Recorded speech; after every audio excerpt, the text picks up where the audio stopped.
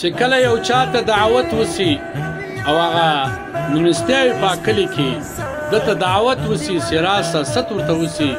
او چې کله دی هغه دعوت قبول نه کړي هغه کور ته ور نسي بغیر ضرورته مریض نه وي پرهیز نه وي او هغه دعوت قبول نه کړي نبی علیه الصلاة والسلام فرمایي وایي دغه کس د الله او د الله د رسول نه فرماني وکړه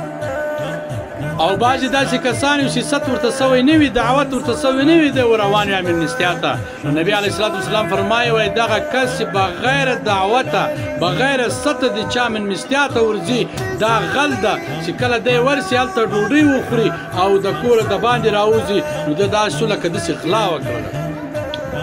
داسې کسان شته چې کله دته دعوت وسي دی دعوت ته نه ورځي دا هم ګناه لري داسې کسان شته چې دته دعوت وسي ده له ځانه سره بل انډوال هم روان کړی وي نو یعنې داسې شو لکه داسې دا کور ته غل روان کړی ده نو دی هم په دې غلا کې ورسره شریک ده دا ګناه لري داسې مه کوئ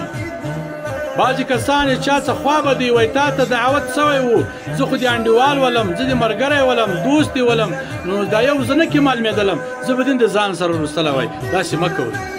د سر یم بیا که هغه ستا پلار وي که د ورور وي که د زوی وي که د انډیوال وي که هر څوک وي چې کله تا ته دعوت وسو خاص یې خالي تا ته ورسته زما مېلمه یې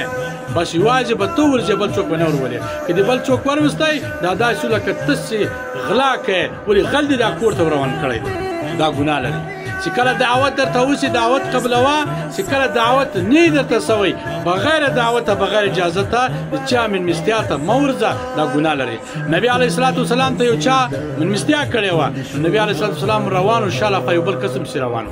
کله چې نبي علیه الصلاة والسلام هغه کور ته ورسېدی دغه کور مالک ته یې وویل وایي دغه کس ته ما نه دی ویلي د غیره روان ده اوس ستا مرضي د کور ته پرېږدې که نه پرېږدې